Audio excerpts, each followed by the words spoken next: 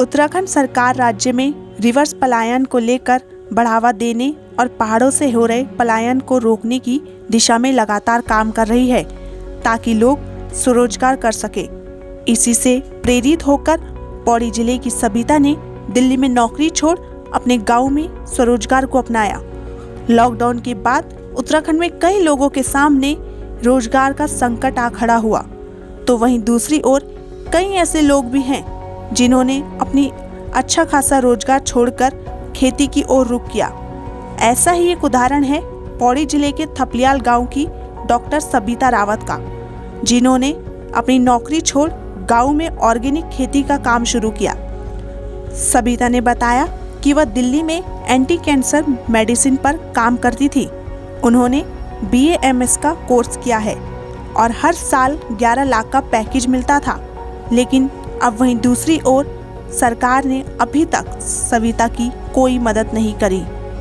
आप भी देखिए उनसे हुई बातचीत।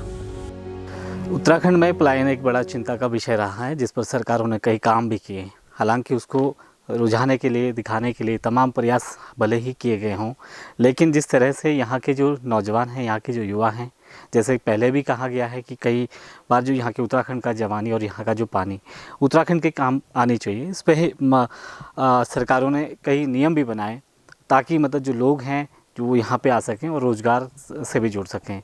इस बीच आज व्यक्ति विशेष में हमारे साथ बातचीत करने के लिए डॉक्टर सविता भट्ट हैं, जो देश के कई जगहों पर रही हैं, बड़ी सिटी में रही हैं। उसके बाद वो अपने गांव पौड़ी पहुंची हैं और यहाँ पर 3 साल से लगातार खेती कर रही है। कहीं ना कहीं यहाँ के युवाओं को एक आईना दिखाने का काम कर रही हैं। स्वागत है मैम आपका हमारे कार्यक्रम व्यक्ति विशेष में।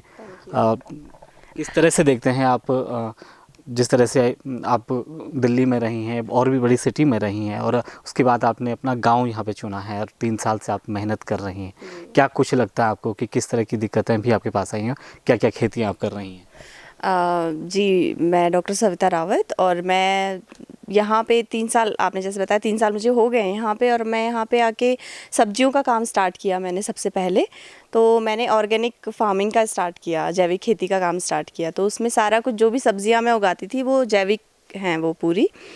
तो फिर मैंने गोभी से लेके मटर, शिमला मिर्च, टमाटर, अब आलू और हल्दी भी लगाई मैंने यहाँ पे, जख्या भी लगाया जो यहाँ की वो है एक डिश है कह लो। तो स्ट्रगल देखिए यहाँ पे है, मेहनत बहुत ज़्यादा है, क्योंकि यहाँ पे कोई भी चीज़ बहुत आसानी से मिलती नहीं है, अवेलेबल नहीं होती है सुविधाएं जो आपको चाहिए हो, खेती के लिए हो या नॉर्मल ज़िंदगी जीने के लिए। क्या क्या अभी आप खेती कर रहे हैं, किस किस चीज़ों की आपने खेती की है? जी, मैंने मटर अभी लगाए हुए हैं, ये पीछे आपको मटर दिख रहे हैं, और आलू भी लगाए हुए हैं, मैंने सेब लगाए हुए हैं। अब मैं सेबों पे काम कर रही हूँ एक्चुअली। तो अब मेरे काफ़ी सेब के पेड़ भी लगाए हुए हैं, 500 सेब के पेड़ लगाए हैं मैंने लास्ट ईयर। कितना टाइम आपको यहाँ पे हो गया और क्या क्या दिक्कतें आपके सामने रही हैं? 3 साल सर होने वाले हैं मुझे यहाँ पे कंप्लीट अब। और दिक्कतें मुझे सबसे ज़्यादा खेती के लिए जो भी हमें औजार चाहिए होते हैं या कुछ भी सुविधाएं जो आपको यहाँ चाहिए, जैसे ड्रिप लगाने से लेके सारी चीज़ें, बहुत सारी दिक्कतें यहाँ पे फेस करी मैंने। और इवन काम करने के लिए भी लोग बहुत आसानी से नहीं मिलते, लेबर की भी बहुत दिक्कत है यहाँ पे।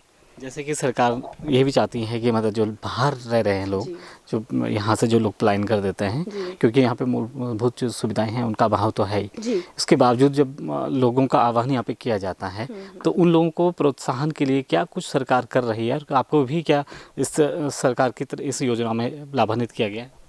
देखिए, सरकार वैसे तो काफ़ी कुछ कर रही है और यहाँ पे हमें जो विभाग हैं, उद्यान विभाग से तो हमें बहुत सारी सब्सिडीज़ मिलती हैं।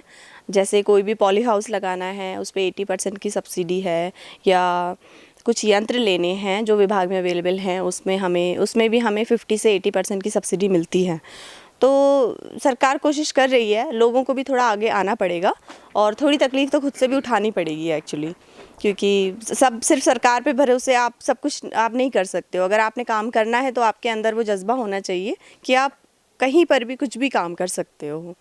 तो उस जज्बे की यहाँ पे कितना, जैसे आपने बताया कि आपका जो गांव है ये पहले से ही है, पूरी फैमिली यहाँ पे नहीं रहती है, आप अकेली रहती हैं, क्या कुछ और भी बताना चाहेंगे आप हमारे दर्शकों को? अपने बारे में जी। ओके।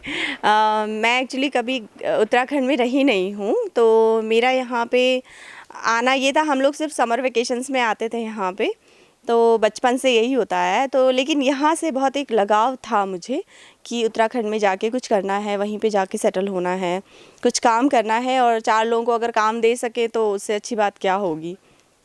तो ये सोचकर मैं दिल्ली में ही रहते थे हम लोग।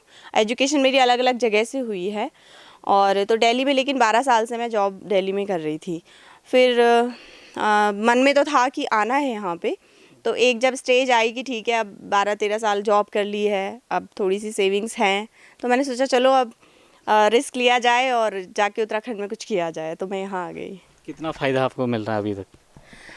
फ़ायदा ऑनेस्टली अभी तो कुछ बहुत फ़ायदा नहीं है, बस चल रहा है, मतलब जिस हिसाब से चल रहा है कि ठीक है काम चल रहा है। बट अब मैं होप कर रही हूँ कि मैंने एप्पल के पौधे लगा दिए हैं, तो मे बी कि 2 साल में, आने वाले 2 सालों में मुझे इससे प्रॉफिट मिलेगा। तो 2 साल तक मुझे थोड़ी मैनेजमेंट करनी है उनकी। तो ये थे हमारे साथ बातचीत करने के लिए डॉक्टर सविता रावत, जिनका सीधे तौर पे कहना था कि उत्तराखंड की जो चीज़ें हैं, जो यहाँ की ऑर्गेनिक जो खेती है, वो यहाँ के लोगों के काम आ सकती है। हालांकि इसमें थोड़ी सी मेहनत करने की ज़रूरत है, लेकिन उसके बावजूद जो यहाँ के जो लोग हैं, जो बाहर चले जाते हैं, अन्य राज्यों के लिए निकल जाते हैं, उनको यहाँ पर किस तरह की सुविधाएँ देने के लिए सरकार भी प्रयास कर रही है। लेकिन सबसे बड़ी बात यह है कि आज उनका जो जज्बा है, कहीं ना कहीं यहाँ उत्तराखंड के जो युवा हैं उनको आईना दिखाने का काम करेगा। अपने सहयोगी राजन बडोला के साथ हरीश खनेरा, समय साक्ष, पौड़ी गढ़वाल।